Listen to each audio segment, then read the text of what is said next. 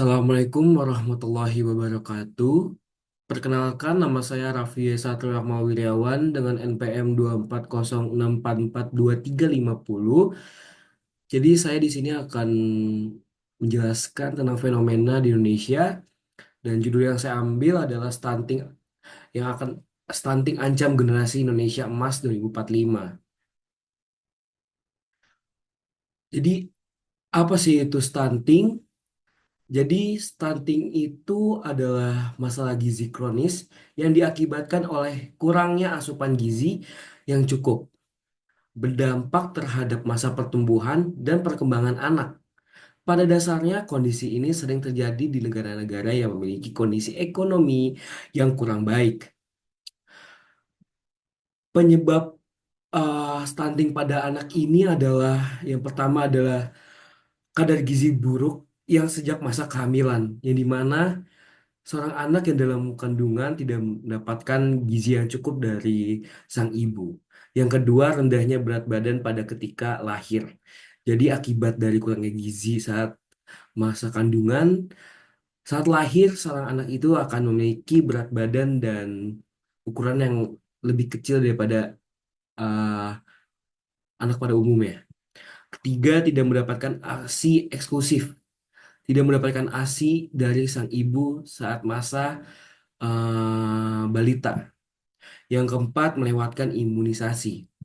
Seorang anak yang pada masa tumbuh membutuhkan imunisasi untuk membantu dia melawan virus atau bakteri yang bisa mengakibatkan penyakit-penyakit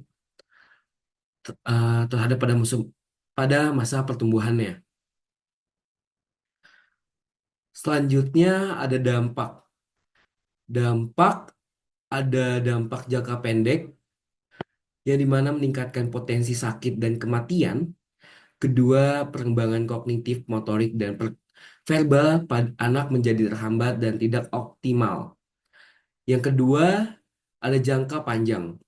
Postur tubuh akan lebih pendek daripada orang seusianya. Kedua, mengalami berbagai masalah kesehatan. Ketiga, kapasitas belajar tidak optimal. Dampak terhadap Indonesia itu apa sih? Tentunya Indonesia adalah negara yang sedang berkembang. Indonesia sangat membutuhkan kualitas manusia yang berkompeten untuk menciptakan generasi emas pada tahun 2045. Salah satu masalah yang sedang dihadapi oleh Indonesia adalah tingkat stunting yang masih cukup tinggi, sekitar 21,6% menurut survei status gizi Indonesia. Menurut WHO, dikatakan sebuah negara mengalami stunting yang buruk adalah sekitar di atas 20%. Di bawah 20% um, memiliki bisa dikatakan adalah kondisi stunting yang baik, tidak terlalu banyak. Dikatakan buruk jika melebihi dari 40%. Jadi, stunting sendiri akan berdampak terhadap kualitas manusia yang ada di Indonesia. Karena segi kualitas kecerdasan, psikologis, dan kondisi fisik, dan berbagai hal lainnya yang di bawah rata-rata. Dengan hal itu, pemerintah harus sigap membuat intervensi untuk mencegah stunting ini.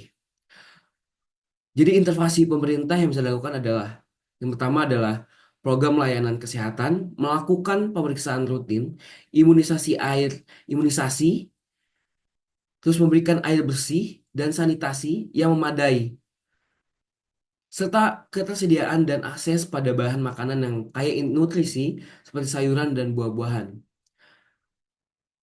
Bekerjasama dengan universitas dan komunitas dalam mengedukasi masalah gizi yang cukup pada anak-anak dan ibu hamil.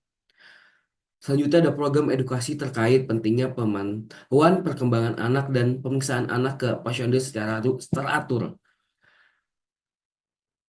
Pemerintah juga harus melakukan review dan evaluasi pada program-program yang dilaksanakan untuk meningkatkan dampak yang baik untuk Indonesia. Jangan sampai memberikan program tapi tidak dilanjut, hanya bertahan beberapa bulan saja.